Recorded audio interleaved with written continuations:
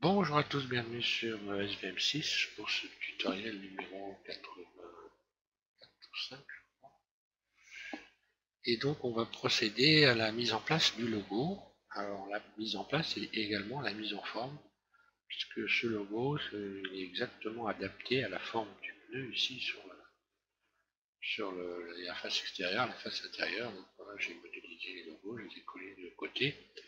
Donc encore une fois, ces logos vont coûter cher dans le poids du modèle, hein.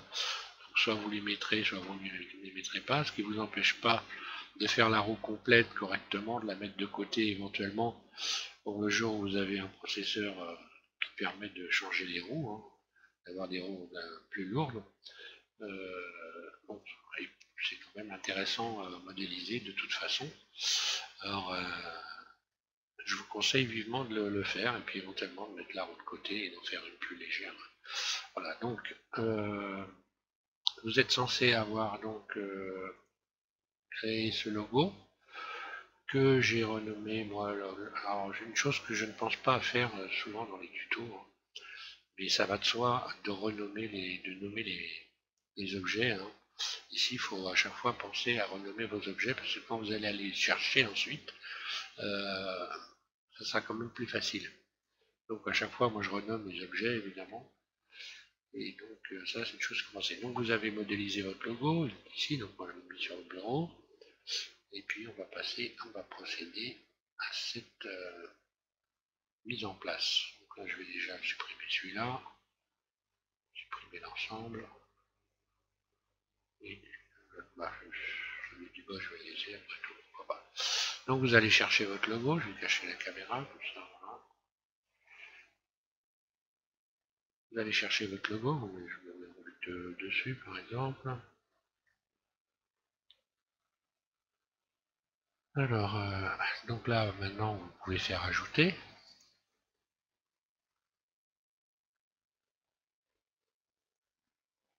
Alors, marquage logo. Si je l'ai mis, moi, c'est celui-là.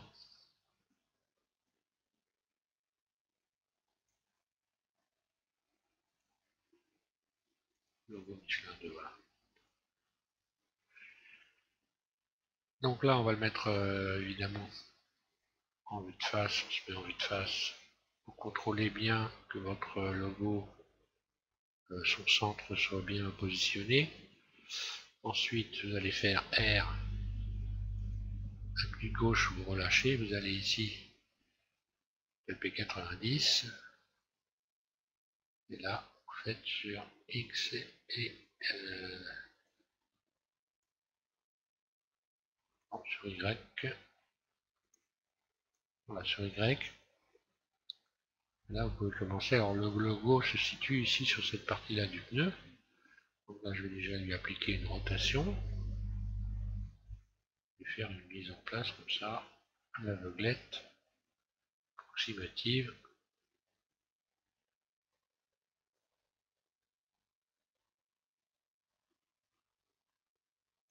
Voilà, donc il va à peu près là. Surface, là, je vais déjà commencer à le positionner.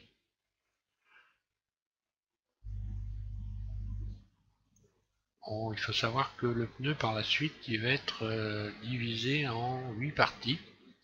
Vous aurez deux parties qui seront pour le marquage, parce qu'on a fait le marquage, ce marquage-là, on va faire celui qui est également dans ce sens-là. Vous allez avoir donc 8 parties, 2 qui seront plus grandes que les autres. C'est-à-dire que, imaginons qu'ici j'ai une partie ici, et la même en bas avec le logo, qui va englober le logo, et le reste sera divisé en 3 portions de chaque côté.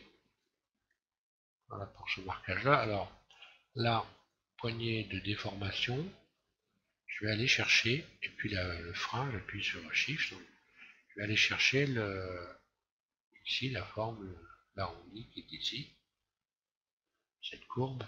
Chaque fois je dis arrondi, en fait, courbe, pour les puristes. Et je vais faire en sorte d'avoir des courbes qui correspondent. Après, on peut utiliser la poignée de déplacement dans l'autre sens, également. Surface.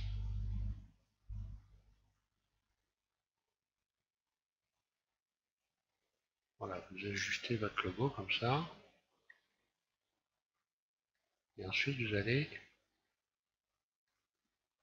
le rentrer dans le flanc.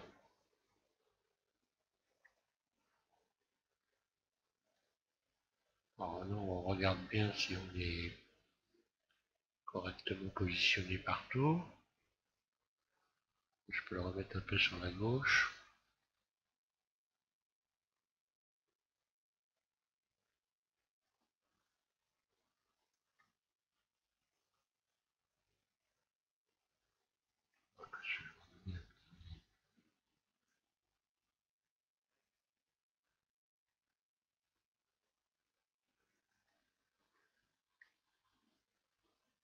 Voilà, une fois que vous avez bien positionné. Donc au minimum sur le bas, parce que sur le haut c'est pas possible. Hein. Ou alors il faudrait retravailler tout l'ensemble ici. Hein. Donc au moins sur le bas que ça soit bien positionné. Donc vous êtes passé à travers le flanc et maintenant on va voir comment lui donner exactement la forme du flanc ici. Alors on va y utiliser évidemment un effet booléen, mais pas tout à fait de la même manière dont on l'utilise habituellement. Déjà, vous n'allez pas pouvoir utiliser un effet booléen sur le pneu, c'est-à-dire faire un marquage dans le pneu, pour la simple raison que si vous devez, après on va devoir automatiquement stresser le pneu, ce qui déformerait complètement le texte, donc on est obligé d'avoir un texte indépendant pour pouvoir faire ce logo. Alors, on va lui appliquer un effet booléen, donc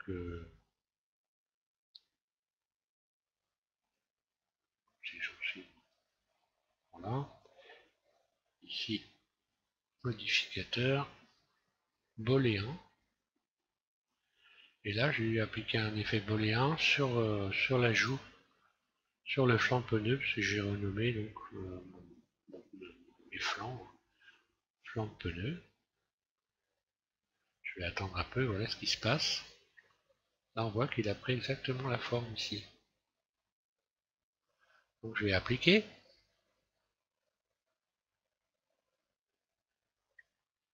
Et je vais pouvoir ressortir l'ensemble, comme ceci. Donc là mon texte a la bonne forme. Ensuite je me mets en vue de dessus.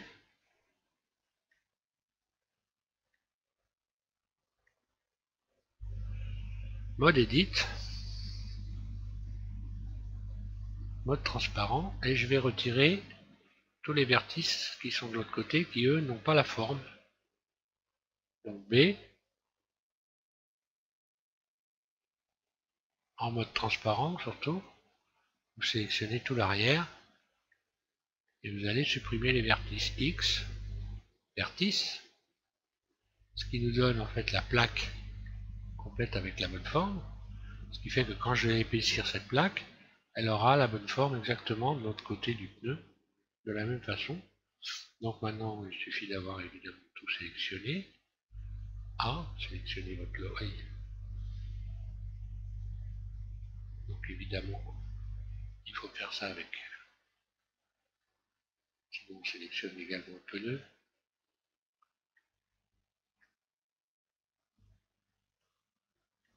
Donc je vais contrôler que tout est bien sélectionné, c'est OK.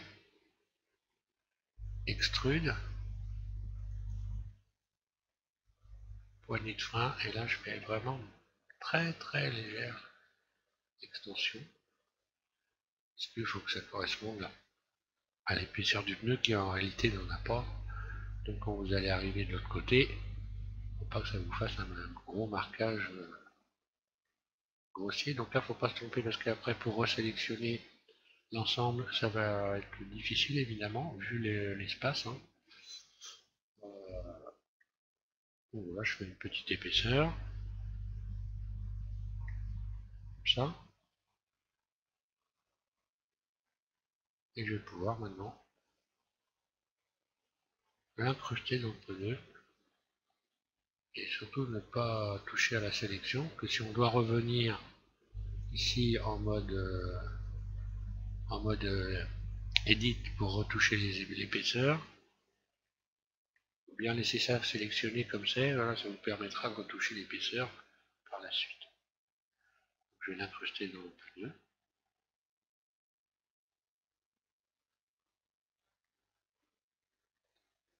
Et là j'ai exactement la bonne forme.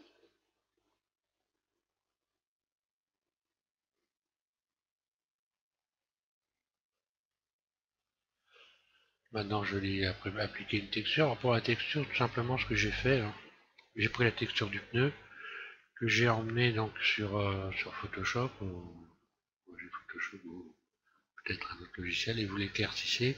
J'ai juste un peu éclairci la texture pour qu'il y ait une différence et qu'on puisse voir le marquage. Maintenant vous pouvez les mettre en blanc aussi, hein, il y a eu des pneus où Michelin est écrit en blanc, il me semble.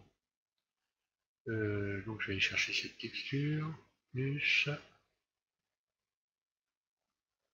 sans ombrage, nouvelle, ouvrir, je vais chercher mon caoutchouc, voilà. Voilà, là j'ai éclairci très légèrement cette texture-là. Je vais l'empacter également, encore une chose que j'oublie de dire souvent dans les tutos. Empacter les textures, ça va vous éviter de les perdre par la suite.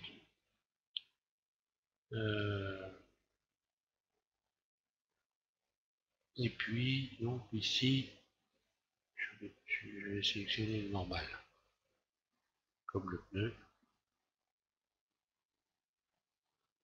Voilà, normalement,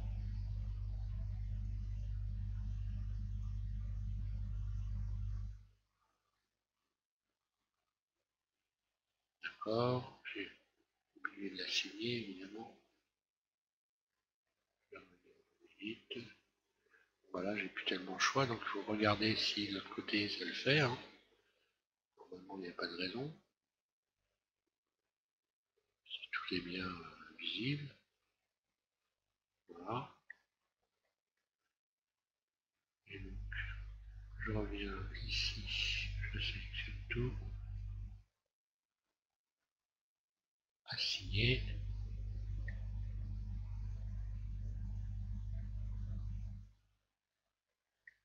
Et voilà, mon marquage est parfait.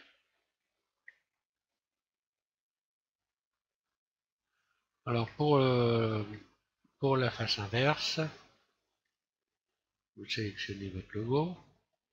Donc vous n'utilisez pas, inutile d'utiliser l'anti et puis de faire le modificateur mirror. Simplement vous dupliquez votre texte, Shift D, vous le passez de l'autre côté du pneu, vous vous mettez donc en vue arrière, Shift 3, donc là il est à l'envers. Ici vous sélectionnez la poignée de déformation, vous cliquez sur le carré vert, qui vous ouvre ici la fenêtre,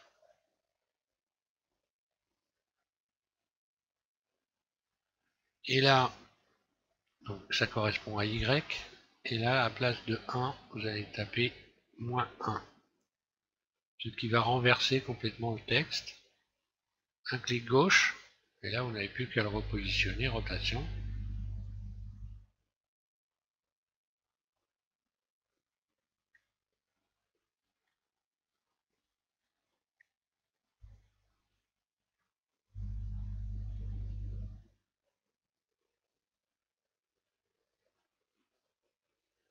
Voilà. Manipulateur déplacement, et pour réemboîter votre texte. Alors là, il est à l'envers, évidemment.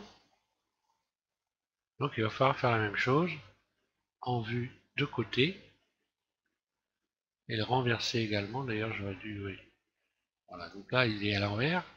Donc là on recommence ici, poignée de déformation, donc cette fois-ci sur le rouge, qui correspond à X, et là je tapais -1, et ça va renverser complètement.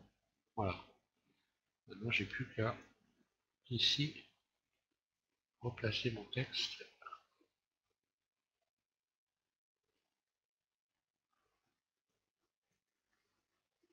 à l'intérieur.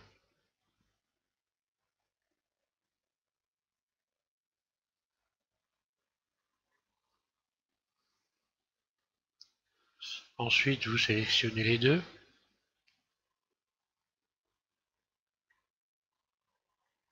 Donc vous allez les joindre.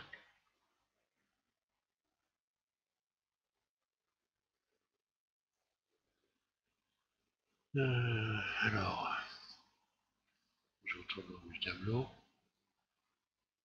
Joindre. Une fois qu'on a fait ça, on se met en vue de face. 3 du pavé numérique. Là, on va donc leur donner ici, donc vous mettez le curseur au centre, si ce n'est pas le cas, curseur vers le centre, puis Shift S, on va leur donner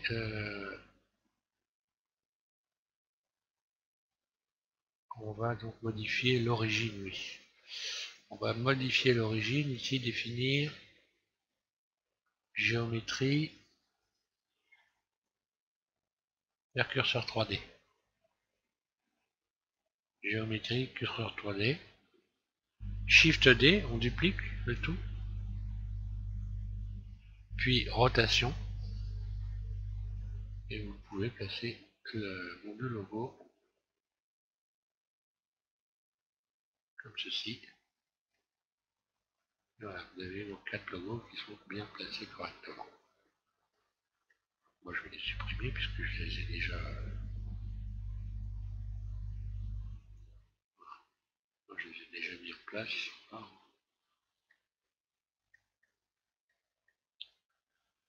Voilà pour cette mise en place des logos. Donc à vous de voir pour les couleurs. Vous pouvez essayer le blanc aussi. Hein. Ça donne pas mal. On verra donc par la suite. Je vais arrêter là pour la mise en place, pour continuer cette modélisation. Hein. Sur la prochaine vidéo, on va voir comment le marquage, donc qui est dans l'autre sens, hein, toutes les barres qu'il y a autour là. Et puis on fera la mise en place également de la dimension du pneu. Et puis on aura fini pour le pneu. Après on verra la mise en place sur la jante. Et surtout attendez avant d'appliquer les modificateurs, puisqu'il va falloir relier tout ça, mais pas n'importe comment, je l'ai dit. Hein. Déjà, il va falloir avant tout appliquer le modificateur ici sur les flancs, sans évidemment que l'appliquer sur le texte, parce que si vous appliquez une subdivision sur le texte, il va être tout déformé. Et on ne doit pas non plus appliquer de subdivision sur les crampons. Donc je vais quand même vous expliquer avant d'arrêter. Il faut d'abord, pour finir cette mise en place, donc appliquer la subdivision sur les flancs de pneu. Une fois que vous avez appliqué, ensuite vous pouvez relier, donc joindre la bande de roulement et les logos qui ne prendront plus évidemment de subdivision puisque vous l'avez déjà appliqué, ce qui vous permettra ensuite donc d'avoir tout conforme, de ne pas perdre. Parce que si vous subdivisez ici cette bande de roulement, vous allez perdre le marquage. Ça va devenir ici, ça va se resserrer, vous allez perdre le marquage. Voilà. Mais bon, je le ferai à la fin de la modélisation du pneu pour ceux qui n'auraient pas compris éventuellement, comme ça on aura complètement fini et puis on verra l'assemblage donc avec la roue. Voilà, je vous remercie de suivre SVM6 et tous les tutos que je fais. En espérant encore une fois que tout se passe bien pour vous. Si vous avez des questions, vous pouvez les poser, j'y répondrai. Et donc, je vous invite à continuer cette modélisation. Voilà, merci.